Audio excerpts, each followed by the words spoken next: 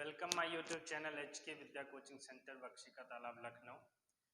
आज हम आप सभी लोगों को जो है बहुत अच्छा टॉपिक बताने जा रहे हैं जो काफ़ी बच्चों की डिमांड थी। हमारे जो बच्चे बोर्ड की प्रिपरेशन कर रहे हैं, जो मेडिकल की प्रिपरेशन कर रहे हैं, उन्होंने बताया और उनके तहत जो हमको आज बताने का मौका मिला उसको आज हम डिस्कस करेंगे। What is double fertilization, that is द्विनिषेचन। सो आगे बढ़ने से पहले चैनल को करिए सब्सक्राइब, जुड़ जाइए हमारे साथ। आज हम आपको बताएंगे डबल फर्टिलाइजेशन क्या है, right. What is double fertilization, that is double fertilization को हम कहते हैं द्विनिषेचन। ये होता क्या है, सबसे पहले फर्स्ट ऑफ ऑल हम पॉलिनेशन समझेंगे। पॉलिनेशन क्या है? Sexual reproduction in flowering plant. Plant के केस में जो रिप्रोडक्शन होता है वो हायर प्लांट में सेक्सुअल रिप्रोडक्शन होता है।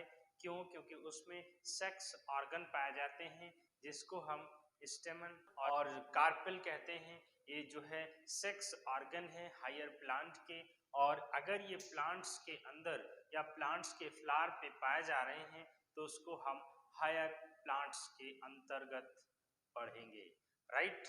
तो डबल फर्टिलाइजेशन क्या है एक बार हम फिर से पढ़ेंगे।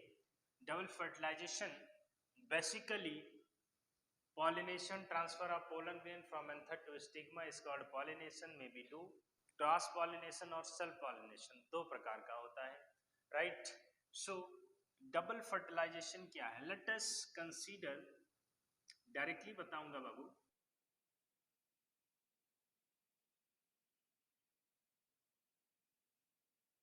ये कार्पेल है जिसको हम पिस्टल भी कहते हैं, राइट। ये कार्पेल है, this is female sex organ, sex organ, ये फीमेल सेक्स ऑर्गन है, राइट। इसको हम स्टिग्मा कहते हैं, इसको स्टाइल कहते हैं और ओवरी कहते हैं, right. So inside of ovary a spherical ball like structure, this structure is called embryo sac। ये क्या है? embryo sac है। embryo sac generally 7-celled and 8 nucleated होता है। 7-celled और 8 न्यूक्लिएटेड होता है, राइट। पॉलिनेशन होता है, पॉलिनेशन के बाद जब transfer of pollen grain from anther to stigma, right, via cross over self, pollen tube stigma से होते हुई पोलन ट्यूब आती है और वही पोलन ट्यूब, राइट, इस एम्ब्रियो सैक के अंदर जब तक इंटर नहीं करेगी तब तक डबल फर्टिलाइजेशन नहीं होगा। पोलन ट्यूब आती है, लेट अस मान लेते हैं हम इस चीज को यहाँ रिप्रेजेंट करें, ये पोलन ट्यूब है और पोलन ट्यूब यहाँ आई। पोलन ट्यूब के पास जनरली 2 मेल गैमीट होते हैं और एक वेजिटेटिव न्यूक्लियस होता है।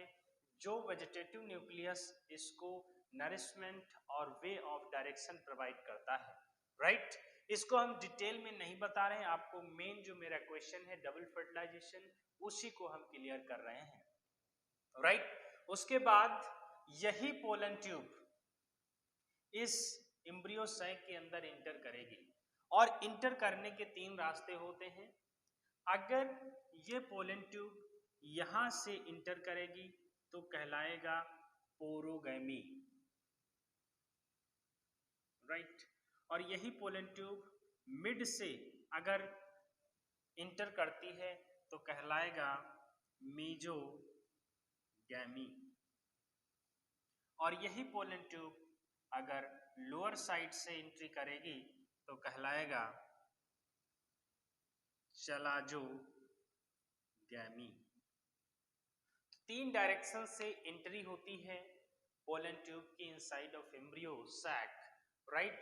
और let us consider most of the higher plant porogamy और कॉमन। पोरोगैमी जो होता है कॉमन होता है और इसके द्वारा इस एम्ब्रियो सैक के अंदर पोलन ट्यूब इंटर हो जाएगी।